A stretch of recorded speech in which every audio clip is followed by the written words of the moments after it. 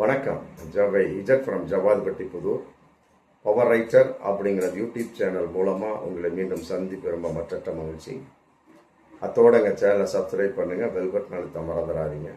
அத்தோட எல்லாத்துக்கும் ஷேர் பண்ணுங்க. அதாவது குதிரை பேரம் செய்தார் வைகோவிடம் ஆதாரமாக வீடியோ, மற்றபடி அவர் பேசிய பேச்சுக்கள் எல்லாம் இன்னைக்கு உலகம் முழுவதும் பப்ளிக்காக போயிடுச்சு. அதன் அடிப்படையில் விஜய் மீது எஃப்ஐஆர் போட வேண்டும், விஜய் கைது செய்யப்பட வேண்டும், விஜய் தான் நம்பர் 1 குற்றவாளி அப்படிங்கிற ஒரு நிலைப்பாடின் அடிப்படை இன்னைக்கு தமிழக அரசியல் போயிட்டு இருக்கு. விஜய் ஒரு முதலமைச்சர், எடுத்தோன்னே கைது செய்ய முடியாது, அதற்கு ஏகப்பட்ட விஷயங்கள் இருக்கு. இருந்தாலும் அவர் குதிரை பேரம் செய்ததற்கு ஆதாரமாக வைகோவினோட ஒரு பேட்டி ரொம்ப தெளிவாக அமைஞ்சிருச்சு. அதே நேரம் அந்த பக்கம் திமுக பேரம் செய்ததாக யூடியூபர் திருநாவுக்கரசு, திருச்சி நரேஷ், மற்றபடி மேடவாக்கம் தியாகராஜன் ஒரு 3 பேர் கைது செய்யப்பட்ட நிலையில் தமிழ்நாடு நாடார் பாதுகாப்பு பேரவைத் தலைவர், அவர் ஒரு அதிமுக பிரமுகர் சீனிவாசன், மற்ற டோட்டலாக ஏகப்பட்ட பேர் 8 பேர் கைது செய்யப்பட்டிருக்கிறார்கள். இதில் செந்தில் பாலாஜினுடைய ஒரு பேர் உள்ளே அவருடைய தம்பி தேடப்பட்டு கொண்டிருக்கிறார் அப்படின்னு அது ஒரு தகவல். ஆனால் அவைகளுக்கெல்லாம் ஆதாரமற்ற ஒரு விஷயமா இன்னைக்கு போயிட்டு இருக்கு. ஆனால் பிடிபட்டவர்களை மட்டும் வைத்து பார்க்கின்ற பொழுது திமுக இல்லை. அது சம்பந்தப்பட்டதில் அதிமுக ஒரு பிரமுகர் கைது செய்யப்பட்டிருக்கிறார் அப்படிங்கிற ஒரு தகவல். மற்றபடி வேறு வேறாக யூடியூபர், மற்ற சமூக ஆர்வலர்கள் அப்படி நிறைய பேர் இன்னைக்கு கைது போலீஸ்ல மாட்டியிருக்கிறாங்க. இந்த பக்கம் விஜயனுடைய விஷயம். இதன் அடிப்படையில் மொத்தம் 7 பேர் அதிமுகவிலிருந்து எம்எல்ஏ பதவியை ராஜினாமா பண்ணிட்டு இன்னைக்கு தாவேக்கால டைரக்டாவே சேர்ந்துட்டாங்க. நேற்று ரொம்ப பிரம்மாண்டமான ஒரு விழா. எல்லாமே குற்ற பின்னணி உள்ளவர்கள். ஆமாம், 7 பேருமே குற்ற பின்னணி உள்ள. அதில் குறிப்பாக விஜயபாஸ்கர், எம்ஆர் விஜயபாஸ்கர், 2 விஜயபாஸ்கர் மீது ஏகப்பட்ட குற்றச்சாட்டுகள், குட்கா வழக்கு, அடுத்த நிலத்தை ஆட்டையை போட்ட வழக்கு, மற்ற மணல் கொள்ளை, ஜல்லி கொள்ளைன்னு ஏகப்பட்ட விஷயம். அதன் அடிப்படையில் அவர்களுடைய ஒரு பெயரை காப்பாற்றிக் கொள்ள வேண்டும், மற்றபடி சொத்தை காப்பாற்றிக் கொள்ள வேண்டும் சொல்லி தாவேக்கால சேரக்கூடிய விஷயம். அதனால நான் கலந்து கொள்ள மாட்டேன்னு சொல்லி போட்டு புசி ஆனந்தையும் ஆதவ் அர்ஜுனாவையும் விஜய் அனுப்பி வச்சுட்டாரு. இணைப்பு விழாவில் கலந்து கொள்ளவில்லை விஜய்.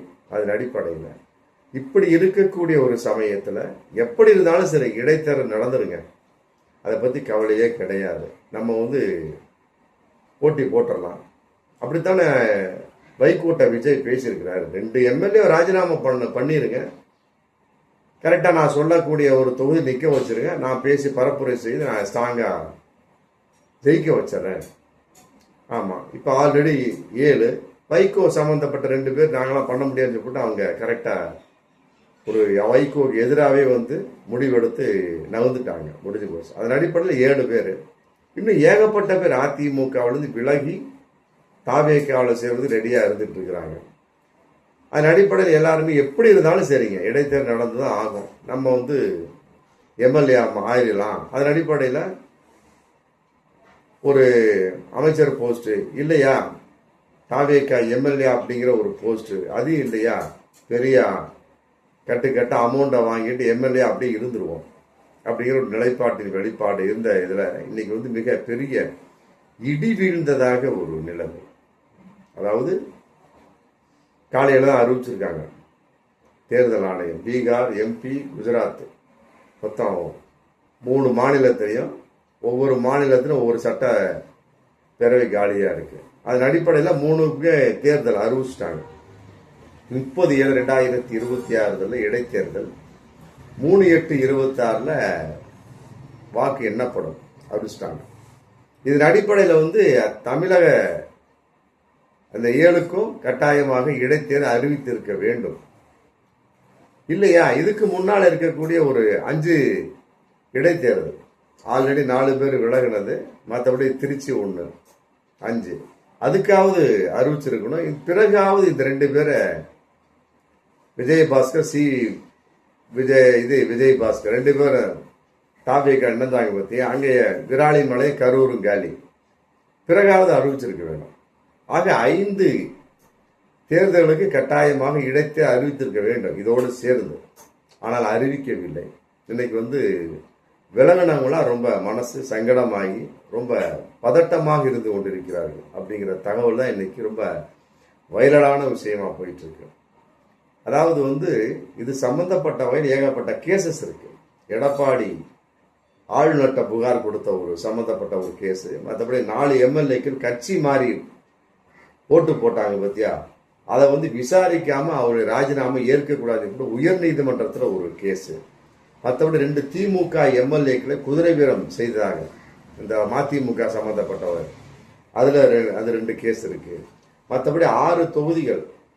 இதன் அடிப்படையில் அதிமுக கட்டாயமா விசாரித்து அப்புறம்தான் தேர்தல் வைக்கணும் அப்படின்னு ஒரு டோட்டலா அது ஒரு கேஸ் போட்டிருக்காங்க. இதெல்லாம் விட அதிமுக எம்பி இன்பதுரை அவர் இன்னைக்கு கேஸ் போட்டிருக்காரு. அதாவது அதிமுக எம்எல்ஏ பதிவை ராஜினாமா செய்து ஏற்றுக்கொள்ள முடியாது, அது சபாநாயகர் ஏற்றுக்கிட்டாரு. மற்றபடி இவர்களை விசாரிக்கணும், விசாரிக்காம காலியானதாக அறிவிக்கவே கூடாது அப்படின்னு சொல்லிட்டு இன்பதுரை இன்னைக்கு ஒரு கேஸ் போட்டிருக்கிறார். இத்தனை கேஸும் விசாரிச்சு இதற்கு எந்த அளவுக்கு நிலைமை இருக்கு அப்படிங்கிறத பார்த்து தான் தேர்தல் ஆணையம் இடைத்தேர்தல் வைக்கும். நல்லா போடு. அதுக்கு இடையில அந்த 7 தொகுதி மக்களும் ரொம்ப கஷ்டப்படுவாங்க. ஒரு முக்கியமான ஒரு விஷயத்தை அங்கு செயல்படுத்த முடியாது. மற்றபடி அரசு சம்பந்தப்பட்ட பல விஷயங்களை அங்க உள்ளே புகுந்து செயல்படுத்த முடியாது. மற்றபடி அரசு சம்பந்தப்பட்ட பலவிதமான சலுகைகளை கொடுக்க முடியாது. இந்த மாதிரி அடுக்கிக்கிட்டே போகலாம். எம்எல்ஏ இல்லாத தொகுதி அப்படின்னு ஒரு 7 தொகுதி. இதை வைத்து எம்எல்ஏ பதவி ராஜினாமா பண்ணிடலாம் அப்படின்னு ரெடியா இருந்தாங்க பார்த்தீங்களா, அதிமுக சம்பந்தப்பட்ட வகையில அவங்களாம் இன்னைக்கு ரொம்ப உஷாராயிட்டாங்க. ஏன்னா இடைத்தேர்தல் தேதி அறிவிக்கல. பீகாருக்கு அறிவிச்சாச்சு, எம்பிக்கு அறிவிச்சாச்சு, குஜராத்துக்கு அறிவிச்சாச்சு 30/7/2026. அதோட சேர்ந்து 7 தொகுதிக்கும் வச்சிருக்கணும், இல்லையா 5 தொகுதிக்காவது வைக்கணும். ஆனா தேர்தல் ஆணையம் வைக்கல. காரணம் என்ன அப்படிங்கிற மிகப்பெரிய ஒரு கேள்வி இன்னைக்கு புலியா கரைச்சிட்டு இருக்கு. அதிமுகவை உதறிவிட்டு எத்தனை பேர் தாவேக்கால் சேர்ந்தார்களோ அத்தனை பேர் இன்னைக்கு மாட்டிக்கிட்டாங்க. இப்படி ஒரு சூழல் இருக்கு. ஏன்னா இத்தனை கேசஸ் விசாரிக்கணும். உச்ச நீதிமன்றத்தில் ஒரு கேஸ் போயிருக்கு. அதாவது 4 எம்எல்ஏக்கள் பதவி ராஜினாமா செய்ததை மற்றபடி தேர்தலில் போட்டியிடுவது தடை விதிக்க வேண்டும். ராஜினாமா செஞ்சுட்டாங்க, தாவேக்கா இணைஞ்சிட்டாங்க. ஆனா தேர்தலை போட்டியிடுவதே தடை விதிக்க உச்ச நீதிமன்றத்தில் கோர்ட்ல கேஸ் போட்டுக்கிறாங்க. இத்தனை கேசஸை விசாரிச்சுட்டு வர்றதுக்குள்ள எத்தனை வருடம் ஆகுமோ? அப்ப அந்த 7 தொகுதியுமே கடைசி வரைக்கும் காலியாக இருக்குமோ அப்படிங்கிற கேள்வி இன்னைக்கு வந்தாச்சு. அதன் அடிப்படையில் இனி வரும் காலங்களில் தாவேக்காவை நோக்கி எந்த ஒரு எம்எல்ஏ பதவி ராஜினாமா செய்துவிட்டு யாரும், குறிப்பாக அதிமுகவில் இருந்தும் சரி வேறு கட்சிகளில் இருந்தும் சரி, யாரும் எம்எல்ஏ பதவியை ராஜினாமா செய்ய மாட்டார்கள் அப்படிங்கிற ஒரு தகவல் தான் இன்னைக்கு மிகப்பெரிய ஒரு வைரலா போயிட்டு இருக்கு. அதாவது செஞ்சிட்டோம், முடிஞ்சு போச்சு, என்னடா இப்படி ஆகி போச்சே அப்படிங்கிற ஒரு நிலைமை. இதையெல்லாம் விட இன்னொரு விஷயம், இத்தனை பேர் ராஜினாமா பண்ணிட்டாங்களா அப்படிங்கிறப்ப உங்களுக்கு என்ன ஆச்சு? 234ல் 7 பேர் போனா 227. அப்ப மெஜாரிட்டிக்கு 114 போதும். ஆக ஆல்ரெடி 121. இதுல 7 பேர் மீண்டும் விலகினாலுமே கூட விஜய் ஆட்சியை யாராலும் அசைக்க முடியாது. நல்லா புரிஞ்சுக்கணும். எப்படிலாம் கொப்பம் குருதுக்குள்ளேன்னு அதிமுக எம்எல்ஏக்கள் தாவேக்கால மாட்டியிருக்காங்க பாருங்க. இது விஜய்க்கு தொக்கு வேட்டை. அதனாலதான் கண்டுகொள்ளாமல் நான் சென்று விடுவேன் அப்படிங்கிற நிலைப்பாட்டில் இன்னைக்கு வந்திருக்கிறார். தாவேக்கா சார்பா எந்த முயற்சியும் மேற்கொள்ள போவதில்லை. ஏன்னா 7 தொகுதிகளுக்கு தேர்தல் நடக்காவிட்டாலும் அரசு, தாவேக்கா அரசு தொடரும். மற்றபடி தேர்தல் ஆணையத்துக்கும் தேர்தல் நடத்தும் எண்ணம் இல்லை. அப்படிங்கிற தகவல் இன்னைக்கு வந்தாச்சு. அப்ப அதிமுகவிலிருந்து விலகி என்ன பிரயோஜனம் இருக்கிறது? தாவேகாவில் சேர்ந்து என்ன பிரயோஜனம் இருக்கிறது? 10 சீயா 15 சீயா இதுவரைக்கும் கொடுத்துருப்பாங்க.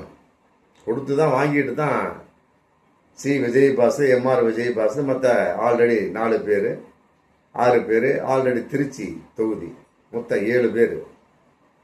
திருச்சி தொகுதியில் விஜயே இருக்கிறார் இல்லையா, அதனால 6 பேர் கணக்கு. அமௌண்ட் பரிமாறப்பட்டு கொண்டிருந்தாலும் அதை வச்சுக்கிட்டு பேசாம குப்பையை கொட்டிக்க வேண்டிதான். ஏன்னா தேர்தல் ஆணையத்துக்கே இந்த 7 தொகுதியிலும் தேர்தல் நடத்த எண்ணம் இல்லை. அது சம்பந்தமா தேர்தல் நடத்தாவிட்டாலும் பரவாயில்லை, தாவேகா எந்த முயற்சியும் மேற்கொள்ள போவதில்லை.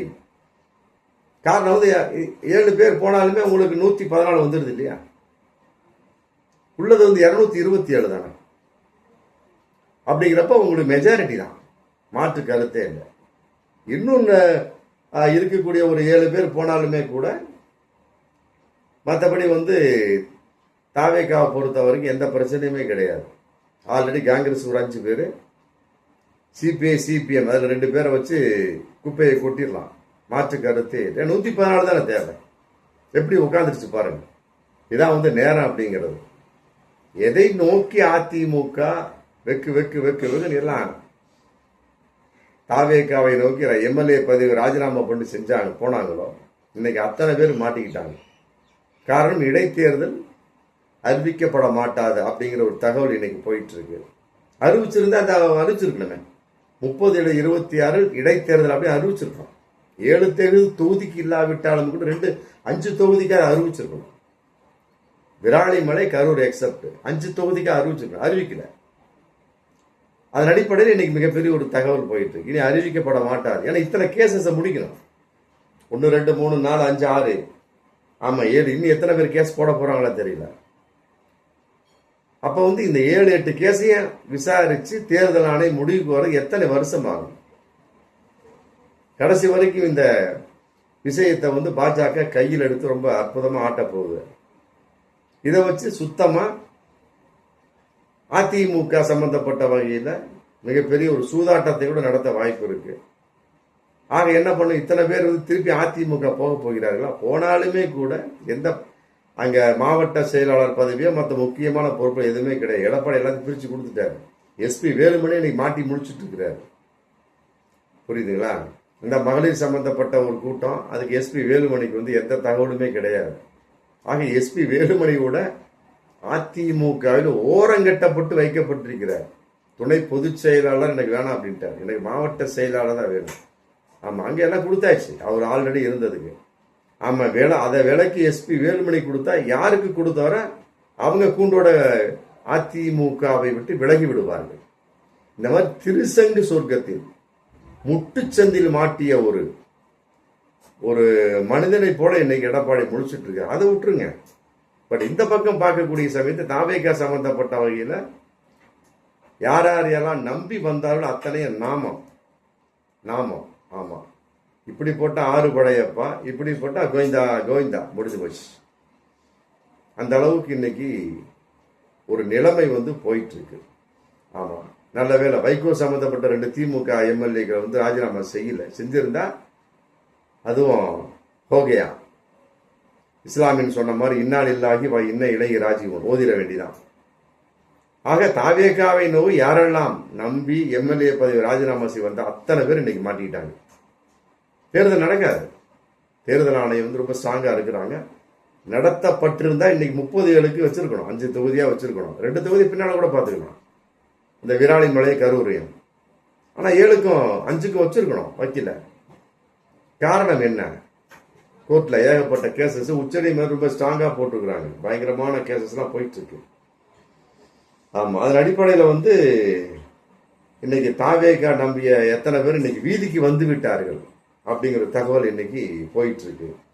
ஆமா, பொதுவா அது அரசியலாகட்டும் மற்றபடி குடும்பமாகட்டும் எதாகட்டும் துரோகம் செய்யக்கூடாது. ஆமா, இப்போ சசிகலா அம்மையாருக்கு எடப்பாடி துரோகம் செய்தார். இன்னைக்கு எப்படி மாட்டிட்டு முடிச்சுட்டு இருக்காரு பாருங்க. இப்ப எடப்பாடிக்கு இத்தனை பேரை துரோகம் செஞ்சாங்க. இப்ப இங்க தாவேகால மாட்டிக்கிட்டாங்க.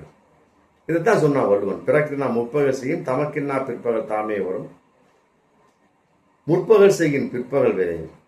ஆமா, யாருக்கு எதை வேணாலும் செய்யலாம், ஒருவனை எதிர்த்து போராடலாம். ஆனால் துரோகம் செய்ய, எதிரிக்கு கூட துரோகம் செய்யக்கூடாது. அதில் அரசியலும் ஒரு விளக்கப்பட்ட விஷயம் அல்ல அப்படிங்கறத நம்ம பார்க்கக்கூடிய சூழலா இருக்கு. பார்ப்போம் மீண்டும் அடுத்த வீடியோ. நன்றி.